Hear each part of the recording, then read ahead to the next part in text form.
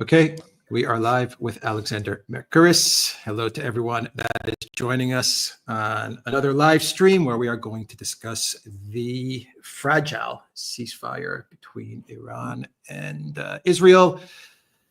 Alexander, you need to do a hard stop in about 30 to 40 minutes. So let's just jump right into it. Hello to everybody. Thank you to our moderators. Alexander, what do you think of this ceasefire deal that allegedly U.S. President Donald Trump brokered? Well, I'm going to say straight away, I don't think he brokered it, but he's endorsed it. The Israelis say the Iranians have breached it. They say that they're about to strike at Iran. Because Iran breached it, Iran denies that they've breached it. This is an incredibly fragile ceasefire, and it may not hold. But I think more likely than not, eventually we will get to a cessation of the fighting. And I'm going to make a suggestion. I think that the reason the fighting is stopping is because Israel is running out of air defense interceptors. It cannot sustain a prolonged war. Apparently, they told the Trump people over the weekend that Israel could not wait the 2 weeks that Trump initially suggested he might need in order to decide to make a strike on Iran. That was in the American media. I think Israel is running out of space in order to continue this conflict. And there were reports yesterday in the Wall Street Journal that Israel was trying to communicate to Iran the fact that it was looking for a way to cease the fighting. And I think that communications of that kind were circulating between Israel and Iran. Qatar obviously was playing a significant role. The Iranians clearly also want this thing to end in some way, so they pulled their punches with the strikes against the American bases yesterday.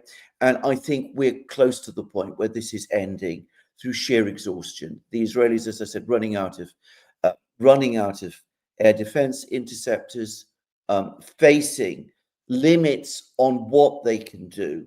The Iranians, for their part, have always consistently said that if Israel stops attacking them, they will stop attacking Israel. So they're not really saying anything more now than they have ever previously said. I mean, there's not been a negotiation in any true respect. Even the British media are admitting that the initiative for this cessation of hostilities has not come from Iran. It came from Israel and ultimately from the United States. But Trump wisely has endorsed it. He appears to be resisting demands from Israel that he escalate the things that we were worried about, which we discussed in the program, which we did yesterday, and which you can find on the Duran. He seems to be pulling back from the regime change agenda. He seems to have decided that he wants this conflict to end. The position that Vance and others in his administration were taking, which is that you take the strike that was launched against the Iranian nuclear sites and you stop there. That seems to be the line that Trump is adopting now. And I think for that we can all be grateful, because this was looking to turn into a very, very dangerous situation. And though I think that we will probably see some Israeli strikes against Iran over the next few hours, some Iranian counterstrikes, probably, hopefully, we are coming to the end of this affair. As I said, if the United States doesn't want to escalate, Israel lacks the ability to keep on striking at Iran. And Iran has already said that if Israel stops, it will stop also. Well, the hot war it may be coming to some sort of a ceasefire, some sort of an end. But the regime change, the covert operations, I imagine, are going to really pick up speed in Iran, right? I mean, they're not going to just let the regime change go. Of course not. I can't possibly see that.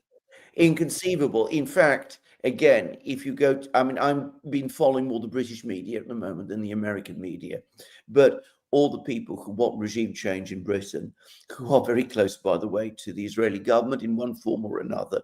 They're in contact with it. They were furious this morning. It was quite obvious they were. I mean, they thought that they had an American commitment to regime change yesterday. They were absolutely delighted about that. Suddenly, they see that the United States is swerving away from that goal. They're not going to be, however, put out by that. They're going to say to themselves, well, we've managed to get the United States to launch a strike against Iran. Even if the Americans are pulling back from regime change now, what we must do is we must hammer on. We must conduct our attempts to destabilize Iran internally. We must try to set the various ethnicities in Iran against each other. We're going to try and do everything we possibly can to keep the agenda of a regime change going. That hasn't changed. The Netanyahu government hasn't given up on that objective. That's still widely supported in Israel. The neocons back it. That hasn't ended at all. Yeah, so Trump is taking credit for this. He's saying this is an example of peace through strength. It's nothing of the sort. Basically, all Trump had to do was to stop striking Iran. Yeah. Or to, if you want to rephrase it, to tell Netanyahu, Israel, to stop striking Iran. But I mean, one and the same thing, right? The U.S. stopped striking Iran, Israel stopped striking Iran, whatever. That was all he had to do, because, as you said, Iran's position was very clear from the beginning of this conflict. When Israel and the U.S. stop attacking us, then we'll stop. I mean, that was their condition. And that's all that Trump really had to do. Everything else that he's saying about it was the B-2 bombers and it was my art of the deal negotiating skills and all of that is complete nonsense. Yes, he says these things. He says he's taken a victory lap, but that's all he had to do was just agree to stop attacking Iran. And the reason he agreed to that is because the situation was not going well for them, and the regime change was failing as well. The military operation was failing. The regime change operation was failing. Iron Dome is not so iron. That's also been exposed. So he really didn't have any other course of action, and they're just now going to do the regime change via their strength, I would say, which is the covert stuff. Yes. I think one has to say this. I mean, first of all, Trump has a habit of claiming that he's mediated and brokered peace agreements, which he hasn't mediated or brokered. The Indian government is absolutely furious with him because he claims that he brokered and mediated a ceasefire between India and Pakistan. Just the other day, the Indians were again saying that Trump repeatedly making this claim is entirely untrue, that Pakistan asked India directly for a ceasefire and the Indians agreed. So he has a habit of doing this. However, having said that, he is a politician and one can understand why he would do this. We shouldn't be swept along by his claims, however. The reality is exactly the one that you said. Now, he did have a choice. He could have continued with the regime change agenda. The United States could have continued to launch strikes against Iran. That looked like what he was planning to do until a few hours ago. One should give him credit for the fact that he decided in the end not to do that. There are multiple reasons probably why he decided not to do that. One is that the political base in the United States, people like Marjorie Taylor Greene, the Federalists, all of those people were coming out and saying that they were strongly opposed to any regime change operation against Iran. So, I mean, I'm sure he pays attention to that. There was a crucial meeting between Arakchi, the Iranian foreign minister, and Putin in Moscow yesterday, in which the Russians made it quite clear that they would be prepared to help Iran, that they were prepared to provide air defense missiles. Peskov, by the way, Putin's spokesman, has all but said as much, that the Russians are prepared over the long term to provide assistance to Iran. It did look for a time as if a superpower confrontation was, emerging over the horizon. And Trump, again, I think, realized that this was not a good idea, and he decided that he didn't want to go there. So, he did have the wisdom and the sense to stop at this point. But there are still attempts being made, I think, to pull him along. We see more attacks by Israel, as I said, coming against Iran over the next few hours. And of course, the regime change agenda has not gone away. I'll give you a couple. Go ahead. Yeah, go on. No. I've finished. Oh, okay. No, I want your thoughts on these reasons why Trump decided to pull back from this regime change. The Straits of Hormuz. Yeah. Rubio had to actually call China and beg China for help on the Straits of Hormuz. Yeah. That rattled Trump, and we could tell it rattled Trump because he posted on Truth Social, "Drill, baby, drill." It got to him, the fact that the Straits of Hormuz might close, and that would have, we all know what that would have done. It would have sent oil much higher, and it would have been a big problem for the world economies, especially the United States. So the Straits of Hormuz, that rattled him. The fact that the strike on Fordo was not successful. And pretty much every single collective West media outlet yesterday started to run stories saying as much, including the Financial Times, which is no friend of Iran and very friendly to the U.S. administration. They ran stories saying that, the strike on Fordo really wasn't an obliteration of the facility. The uranium went missing. Does Russia have the uranium? Probably, maybe. Who knows? China? Maybe it's somewhere in Iran. No one knows. Nothing was really accomplished. No, nothing was accomplished. Exactly. Well, Iran must not get a nuclear weapon. All of this talk that wasn't accomplished at all. So I mean, I think all of these factors led Trump to, including the most important one, which I think you outlined, which is Israel running out of missiles. I think they all led to Trump having to accept this ceasefire, brand it as his brokered peace deal, peace through strength, art of the deal. A lot of people are going to buy it. Yeah, a lot of people will not buy it. But here we are. Now, can I just say, I agree with every point that you've just made. And I also think the Straits of Hormuz threat really did rattle him. You can see that with the post that you mentioned on Truth Social, the drill baby drill post, which was clearly he was rattled, and he is clearly been infuriated by the information that Fordo and the other sites probably have survived. He wrote an extraordinary piece about that too. I mean, you can see he was upset and very, very angry about this, and saying there's all fake news and people don't know what they're talking about, and of course that these places were totally destroyed. Unfortunately for him, the evidence says otherwise. You're absolutely correct. This wasn't working. And one thing one must say about Trump is that when he senses that something is going wrong, he stops. And that's what he did yesterday. Well, yeah. Okay, we'll get some questions, Alexander, but he stops. But I want your thoughts on this. Yeah. He did a lot of damage by going down this path, a tremendous amount of damage. You've talked a lot about the NPT, the Non-Proliferation Treaty, being completely trashed. The IAEA has no more credibility. Their credibility is lost, just like the ICC. A lot of red lines were crossed. Israel attacks Iran. That's a huge red line. Iran sent missiles into Israel. Huge red line. The United States, missiles into Iran. Huge red line.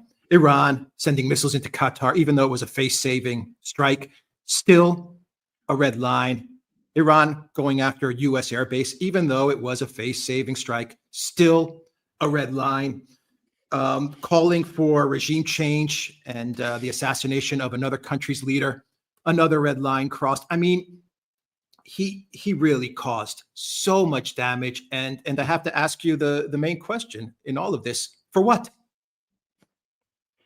For what? Well, nothing, because as you correctly said, nothing has been achieved. In terms of ending Iran's nuclear enrichment, nuclear program, that hasn't happened, and regime change has not been achieved.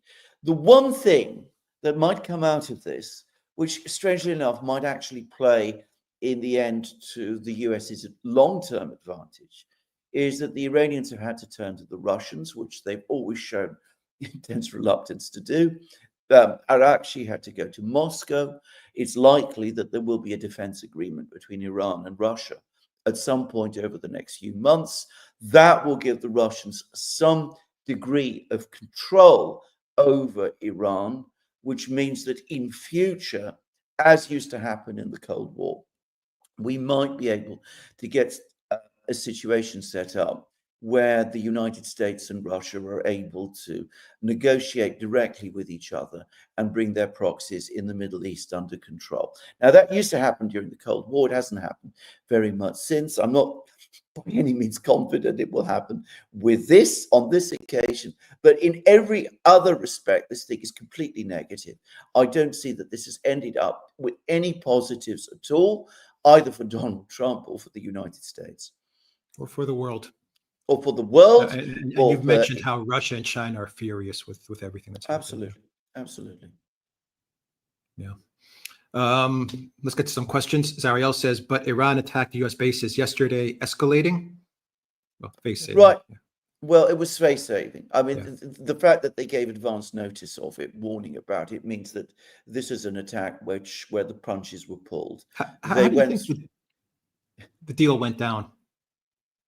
Like, how do you think all of this was organized? Because it's no coincidence that all of this happened as Arakci was in Moscow. Yeah, I mean, which is important in itself and indicative that things were going on behind the scenes. Far more has been going on behind the scenes that we know about. But the first reports that suggested that the thing was coming to an end appeared in the Wall Street Journal, with the Israelis apparently saying that they were communicating to the Iranians that they'd achieved their mission and that they wanted to stop. And that was the first indication yesterday. Now, something then went, there were probably lots of channels operating. Qatar probably played the biggest role. The Iranians, I think there was a large attempt made yesterday to try to get the Iranians to ask publicly for a ceasefire or to offer a ceasefire or something like that. There was radio silence from Iran about that because the Iranians were not going to do that. And then sensibly, Trump went out and said that a ceasefire has been agreed by Israel and Iran. Apparently at that point when he said that, that wasn't true.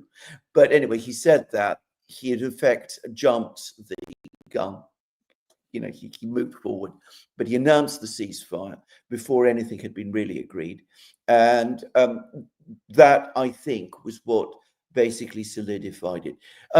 I say solidified it because, of course, at the moment, Israel is talking about striking at Iran again. So it might not be completely over, but I think it probably is mostly over. Kev Jones, thank you for that super sticker.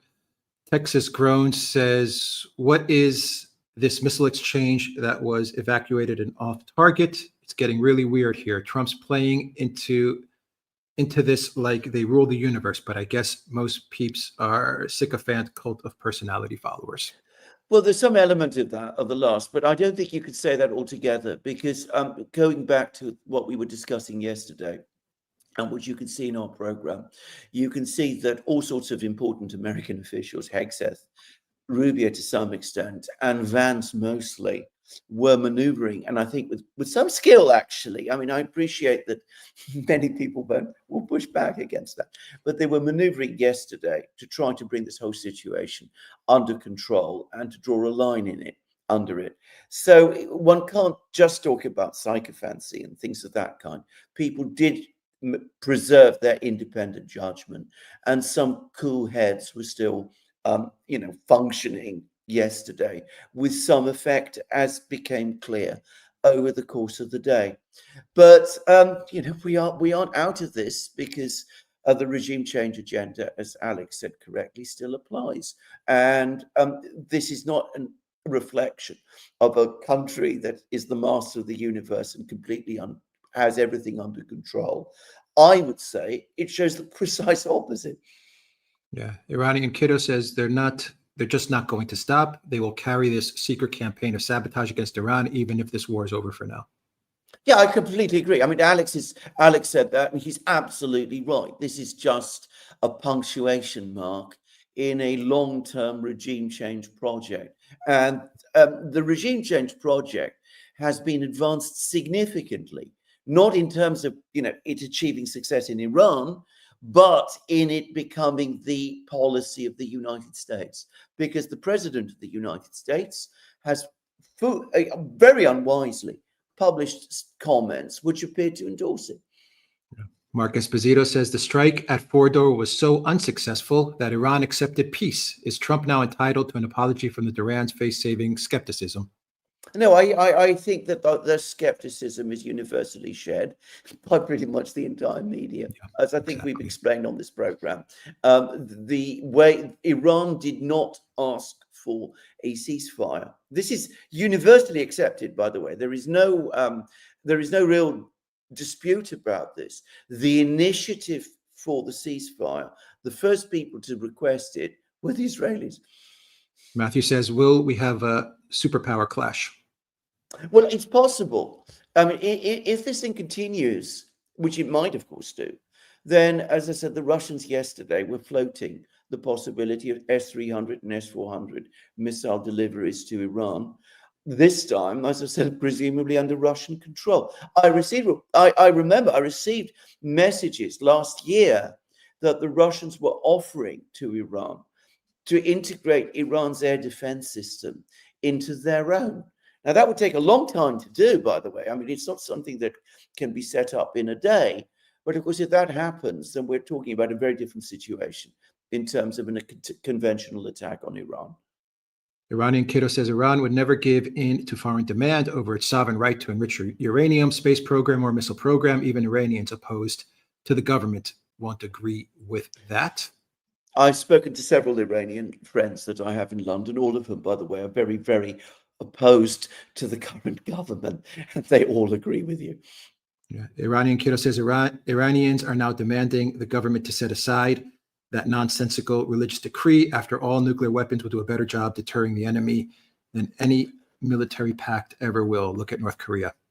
Well, I'm not going to speak for everybody in Iran. What I will say is that even last year, and I followed the Iranian media, at least the English language Iranian media, I could see a whole string of Iranian officials basically making statements clearly directed at the supreme leader, Khamenei, saying, for heaven's sake, set aside this decree.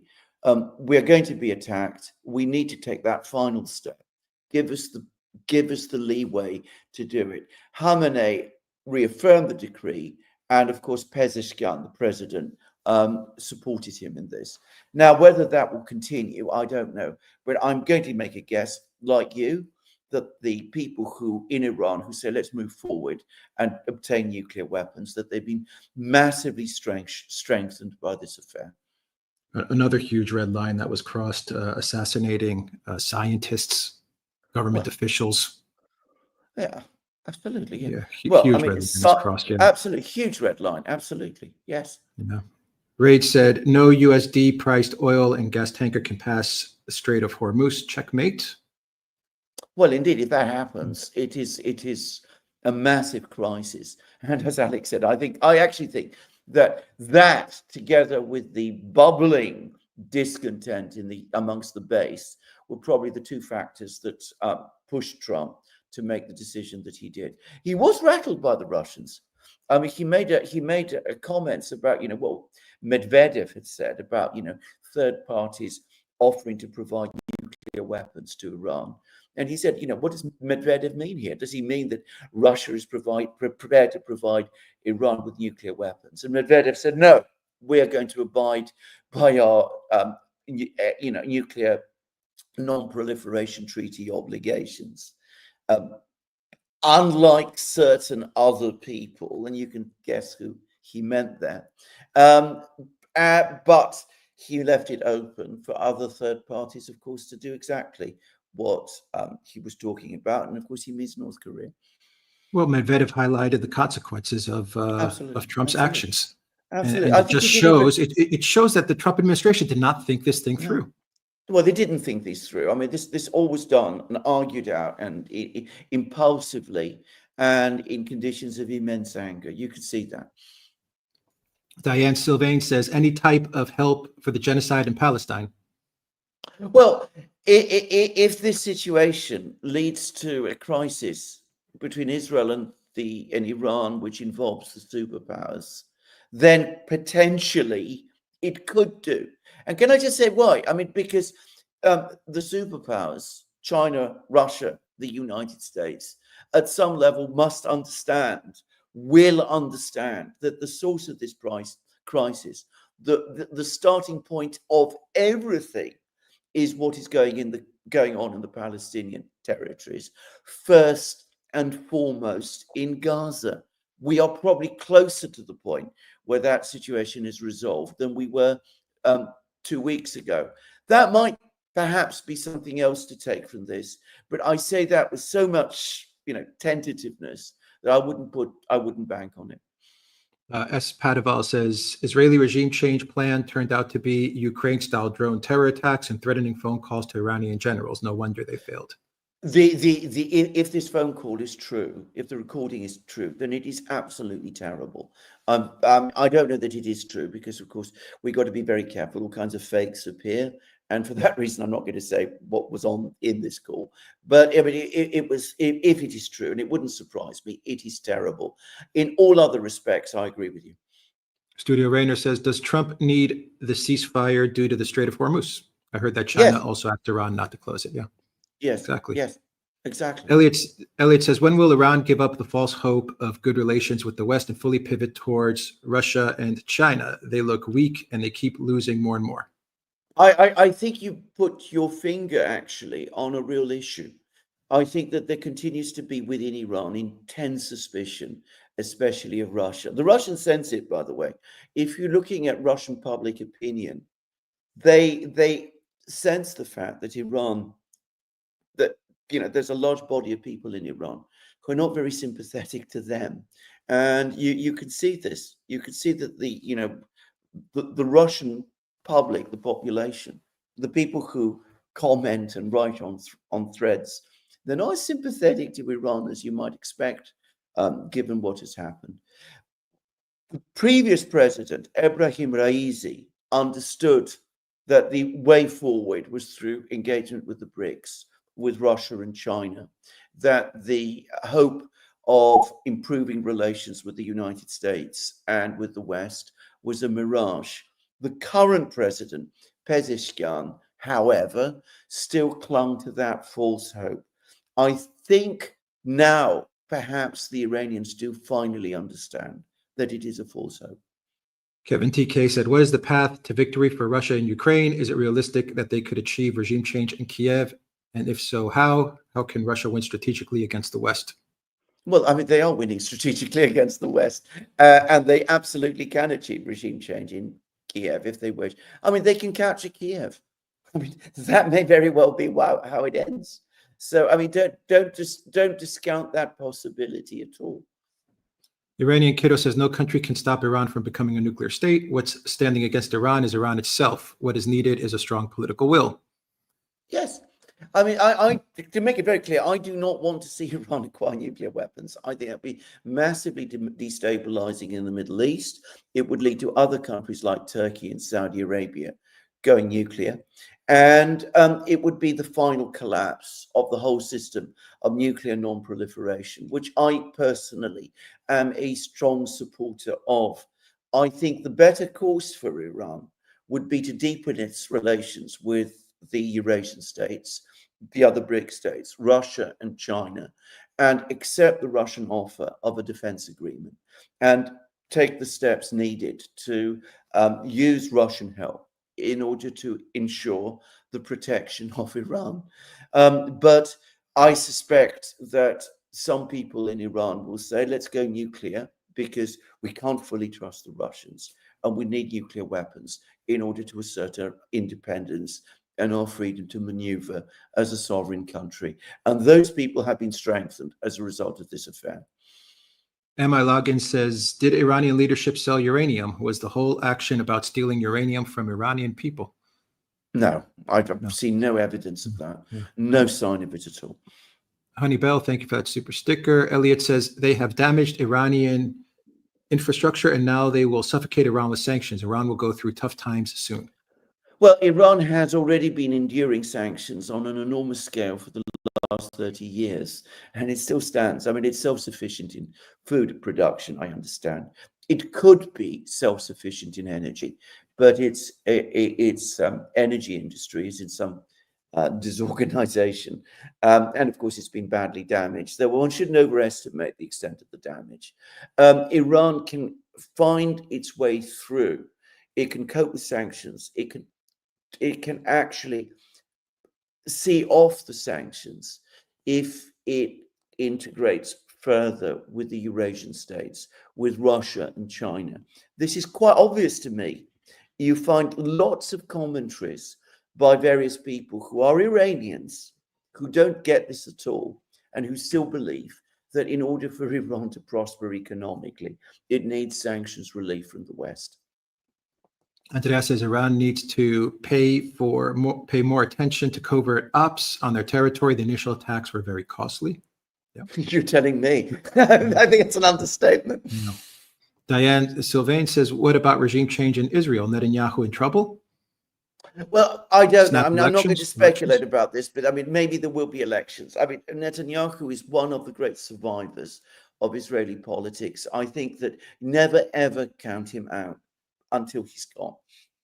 Studio Rainer says, was this done to help flood out anything related to Palestine from the media? People have short attention spans, so if the goal is that, they probably achieved it. Yeah, well, I think they did it for a short time, and I think there probably was an element of that. But I think that if we go back to Netanyahu, apparently he's been agitating for this for some time. And if I have to express my own view, I think he has been moving clearly in this direction since April of last year, when he first started to take action against Iran with the strike against the Iranian embassy in Damascus. He also made, and it's strange how people forget this, an extraordinary speech to the US Congress last August, which also made it absolutely clear to me that at that point, he was already seeking a war against Iran and aiming for regime change against Iran and wanted the United States to be involved in it. So that has been the policy. It is not just current problems in Gaza that have led him to this point. Gaza obviously is a big part of the reasons, but I don't think it's just to get attention away from Gaza. It's an attempt to solve the major strategic crisis that Israel is already facing. And he believes, and Netanyahu believes, and the neocons believe, that the way to do it is by taking out Iran. Iranian Kiddo says it's laughable. They believe aerial campaign alone can bring about a change to the Iranian political system. In 1981, most heads of states died in a bombing by MEK militia. It's not farcical, it's tragic. I agree in all other respects. I mean, it's clearly wrong. Zashan, thank you for that super sticker. Marcus Bazito said, nations winning wars don't accept unconditional ceasefires. Losers do. See Russia v. Ukraine. Well, I mean, Iran, right from the first beginning, said that, that if Israel stopped attacking Iran, then Iran would stop attacking Israel. It's not, again, to repeat, it is not the Iranians who asked for the ceasefire, it was the Israelis who did. So if you take that as the argument, then it's, of course, Israel that has begged for a ceasefire, which Iran has granted or agreed to or accepted, which is what their position was all along. Iranian Kiddo says Iran certainly don't want to be dependent on another country for its defense and certainly not a proxy of anyone. Well, I understand that, and I completely understand that that is the view in Iran. And can I just quickly say the Iranians have good reasons, historic reasons, to be suspicious of the Russians. But I think that you have to put the past behind you, even though some of it is quite recent past, and look at the situation that you're in at the present time. I think it'd be very dangerous for Iran, by the way, to go towards a nuclear weapons option. And I think at the present time, a defense agreement with Russia makes more sense. But I understand that there's a debate about this in Iran, but that's absolutely my view. Aussie Crypto says, love you guys. Have you noticed how our comical Australian government just recently did a 180 on their stance? Just like an opinion on that. Thanks, guys. Absolutely, of course. I haven't noticed, but it doesn't surprise me in any way. Wandering Data Geek says, rare Duran LUS bombs, 3 NPP, 125 aircraft, submarine, 6 ballistic missiles coordinated with the USA. If winning, why not launch a bigger strike? But are you talking about the United States now, or Yeah, I or guess. yes, I Yeah. guess. Well, I mean, the United States didn't launch a bigger strike because I suspect the whole question of the strike was negotiated within the United States before in advance. I mean, there's clearly many people within the administration, and I'm not going to name them, I think it's fairly obvious who they are, who do not want the United States to get involved in another forever war regime change operation in Iran. If you go to the MAGA media and listen to the MAGA people like Marjorie Taylor Greene, the Federalist, whatever, they are absolutely clear about this. Studio Rainer says every country will eventually get a nuke, so non-proliferation is kind of dumb. Does anyone have a patent on nukes? No, it is not dumb. It has held successfully just about since the late 1960s. But I agree, it is now in intensive care. Iranian Kiddo says non-proliferation already collapsed with the attack. Well, I mean, it is at the very least in intensive care. It might very well be dead. If Iran goes ahead and now moves forward and acquires nuclear weapons, then I think it is dead. Seeker says Iran should adopt the ruble as the international trading currency and make the dollar illegal within the country. No, I don't think they should do that. I think that the Russians would not like that at all, by the way. I think that the best way to move forward is to develop these payment systems, which apparently were worked out by a team within St. Petersburg University. This is what a German economist and commentator called Wolfgang Munschau said. The various payment systems that the BRICS countries are now adopting, which do not actually involve setting up alternative currencies. They involve setting up alternative payment methods, which is something different. Iranian Kiddo says he thought threatening Khamenei would force Iran to surrender. He doesn't understand in Shia theocracy, which government of Iran adheres to. Dying for Iran is considered martyrdom and of the highest honor. They see it differently.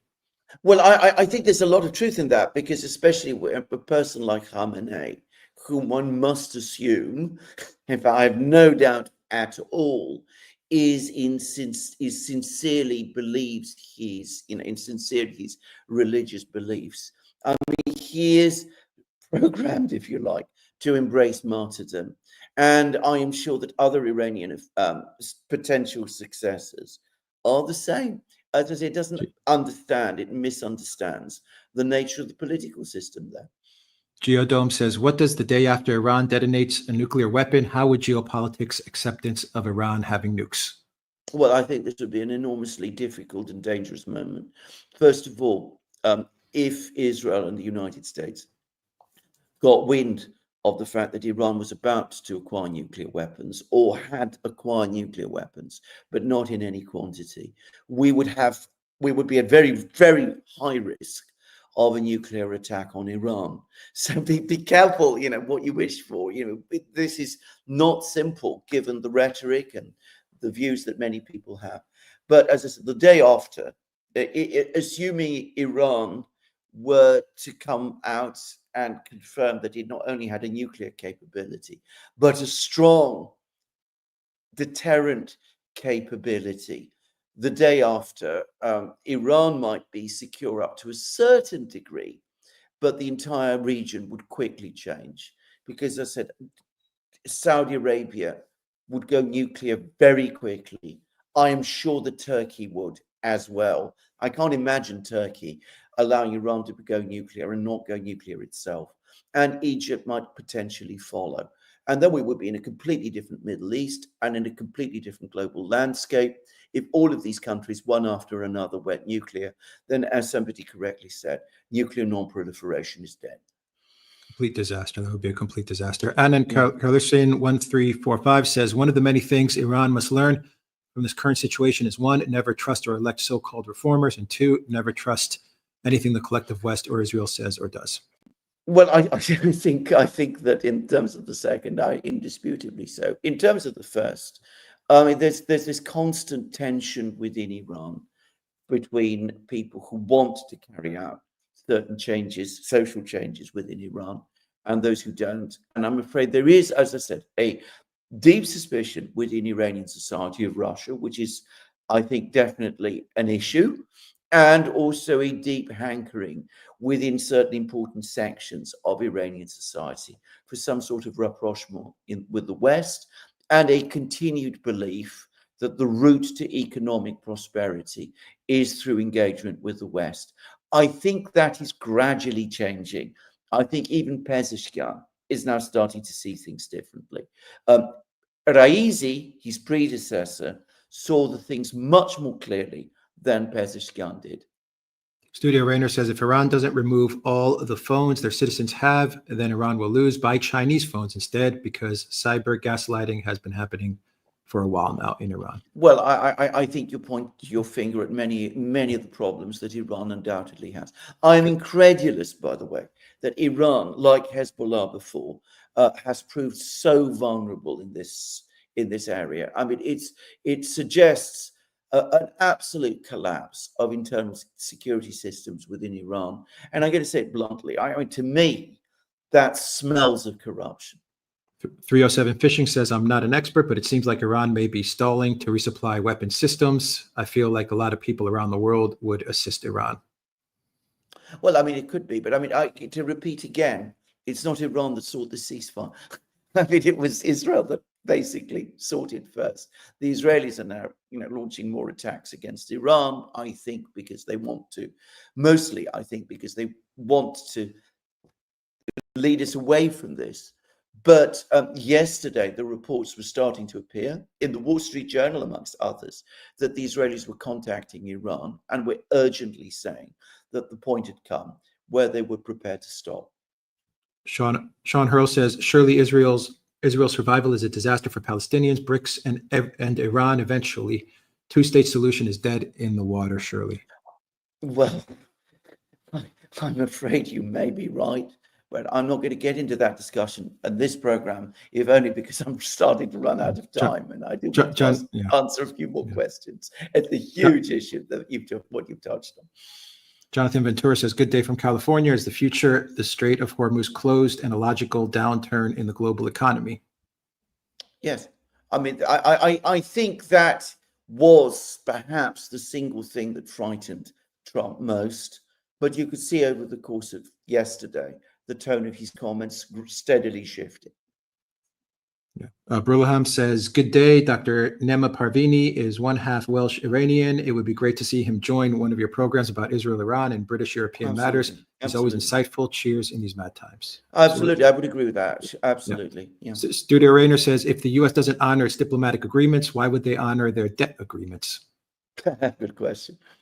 I am Valentina says, I am Valentina says, if Russia and China place Iran under their umbrella. Yeah, I mean, if that happens, to me, that is the optimal outcome at this time.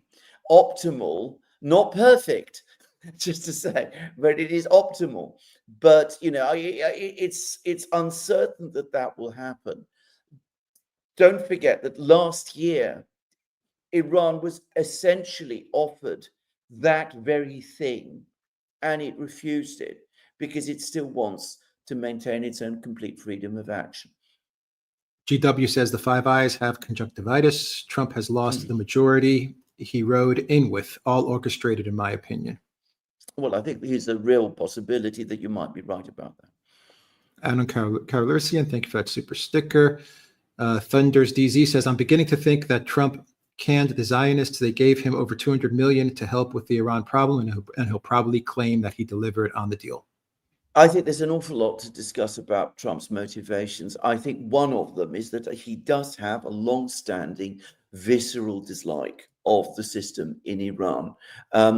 Remember, he is absolutely old enough to remember the Iranian hostage siege, the seizure of the US hostages in the embassy. He has all of that memory behind him. He's always been friendly to Israel. I don't think he's ever liked the government system in Iran. And I think that has made him and blinded him to some of the underlying geopolitical realities in the region. Tasmanut says, I think the U.S. strike was done after a deal was already reached with Iran, allowing Israel an out and everyone to save face. I know an awful lot of people are saying this. I don't quite believe it myself.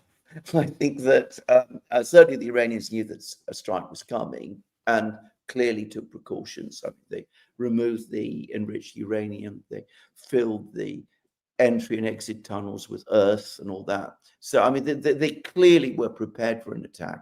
But I don't think this was a collusive attack in the way that you say. The subsequent Iranian attack on the American bases clearly was. Yeah. Studio Rainer says, so does Israel have the pass to do whatever they want forever thanks to the Samson option? No, they don't. And I think we are increasingly seeing that throughout the entire conflict that's played out in the Middle East since October 7th, 2023. Iranian Kiddo says Iranians are not inherently suspicious of Russians. Many Iranian students go to Russia for education in recent years. It is shifting, and I agree. I mean, I'm perhaps oversimplifying that this is a more complex story than I'm conveying. But there is a degree of suspicion of Russia that undoubtedly exists. I've been told this by Iranians, even people who are supporters of the current system in Iran itself, and some Iranians that I know here in London. I think the family dictatorships, Iran, Turkey, are mature enough to live with nuclear capabilities. It might be a stabilizing factor. Well, it might be, but more likely not. And I wouldn't. It's not just what happens to the Middle East if all of these countries start acquiring nuclear weapons. And I, by the way, would not want to see Erdogan certainly acquiring nuclear weapons. And one wonders how stable in the long term a country like Saudi Arabia really is. Just saying. But also consider the example if all of these countries also start to acquire nuclear weapons. I mean, it will spread right across the world. To repeat again, this is a very well understood science now that dates from the 1930s, and the technology was developed in the 1940s. It is well within the reach of most industrial or semi-industrialized countries today. August says an archaeology team found a 3,000-year tablet near modern-day Tel Aviv. The inscription in Hebrew read, Persia is 3 weeks away from having a nuclear weapon. Yeah, I saw that before. That's a brilliant comment, by the way. Raphael says, Alexander opened my mind. Iran was playing the same game Syria was playing, behind the scenes trying to negotiate with the West. Russia knew they killed the old president. Now Russia will move in. Well, I don't know that that's quite how it will work out. But, I think that there is something in what you say. I mean, certainly Assad took the wrong diplomatic course. I think this is, again, well understood in the region and often discussed there, including in Iran. And there is a tendency within Iran also, as I said, to try to seek rapprochement with the West, whilst at the same time maintaining a certain distance from especially Russia. They don't feel the same about China, by the way. China is further away, but Russia definitely. And that has played a role in Iranian decision making. Studio Rainer says France can sell Iran a reactor for their program. France doesn't follow the same rules with their nuclear program. Why would Iran want to buy nuclear reactors from France, especially given the kind of personality that Macron has? They're buying nuclear reactors from Russia. There's actually a deal, I believe, for the Russians to build 3 nuclear reactors in Iran. Raid says, what won the U.S. the Cold War? Backing dollar to oil. If Iran closes the Strait of Hormuz to a nation that Gulf nations, that price of oil and gas in dollars. Well, I don't think, first of all, I'm not quite sure that was what won the United States the Cold War, but put that aside. I think the problems of a closure of the Straits of Hormuz are immense, and increasing numbers of countries are buying oil without using dollars. The Russian oil trade is no longer conducted in dollars at all. Just saying. Studio Rainer says, peace is boring. All nations need an enemy. It's fundamental for civilizations. No, it's not true, actually. Some nations need enemies, but far from all nations are constructed in that way. Iranian Kiddo says, I agree that Persia was more complex before, and I think Alexander touched on that perfectly. I'm not sure if it was his take or Alistair's. Now, I haven't been following Alistair on this, but though I should do. But bear in mind, I'm very restricted in my internet. It is absolutely my take in this case. Studio Rainer says, can you become president if you have an Israeli citizenship? I have no idea.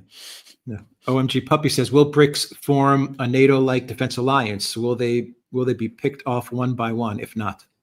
Well, at the moment, BRICS is not an alliance, and they've said repeatedly that they don't want it to be. But who knows?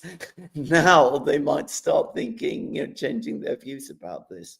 If that does work out that way, it will be because of the external pressure that is placed on them. My friends, I'm afraid I have to stop. As I said, it's been a wonderful live stream, but I'm going to have to leave. All right. I'll finish off reading the rest of the questions, Alexander. Thank you very much. Thank you. Take care.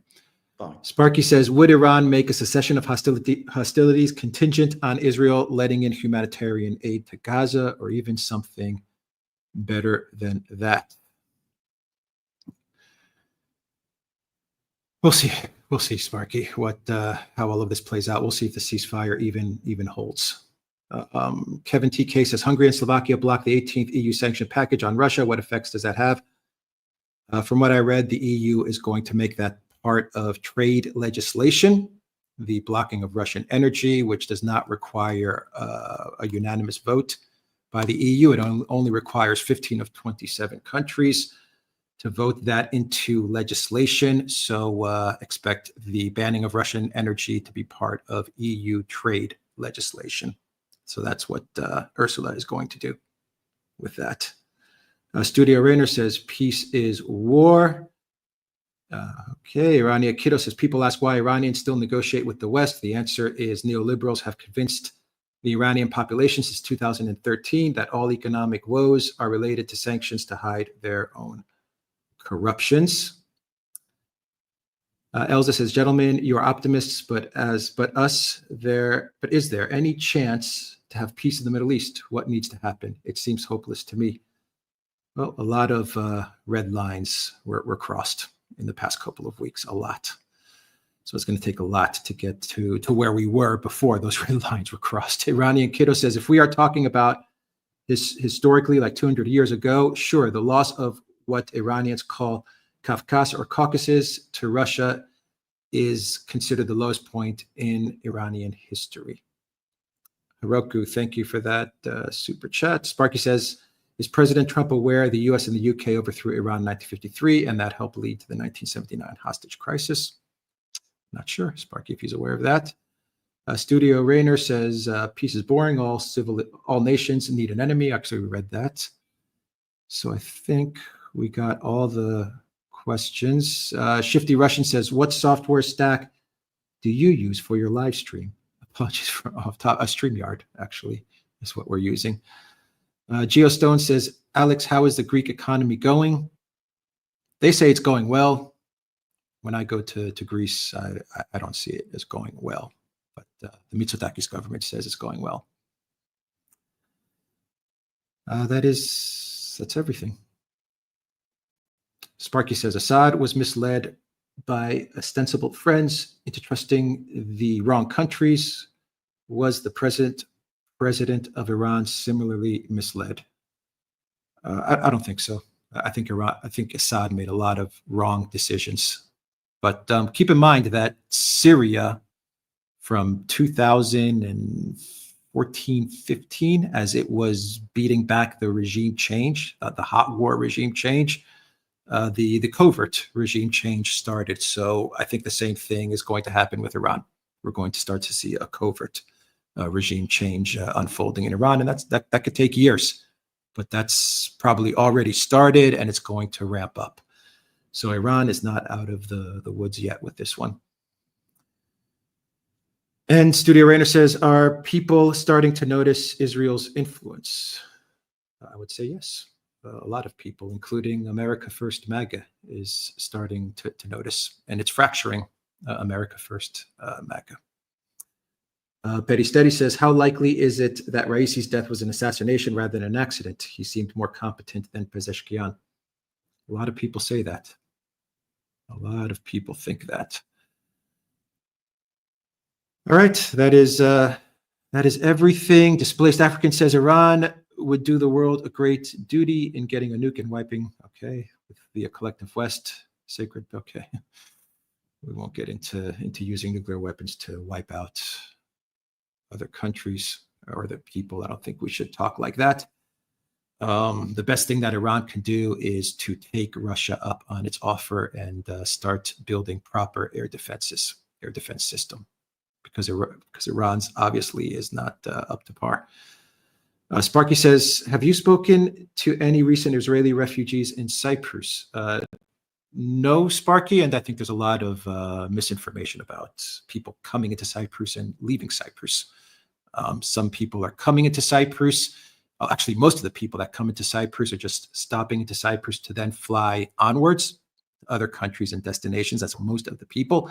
And there's also a lot of people that are traveling to Cyprus in order to go back to Israel, to various countries of the Middle East. So you're getting a lot of that as well. People are not coming to Cyprus at the moment, or at least not the majority of people are coming to Cyprus at the moment in order to stay here. Flying Boar says Iran should impeach Pezeshkian. The guy is naive and stupid. Don't say that. Don't say that. He's. I think his position has changed quite a bit from what it was, say, 6 months ago. Has changed a lot from what it was 6 months ago. But as I said, Iran is not out of this yet. So they need to take up Russia and China on their offer. That's what they need to do. We'll see if they do it. Okay, that is everything. We will end this live stream. Thanks for all of the questions, and we'll be back with more videos. Take care.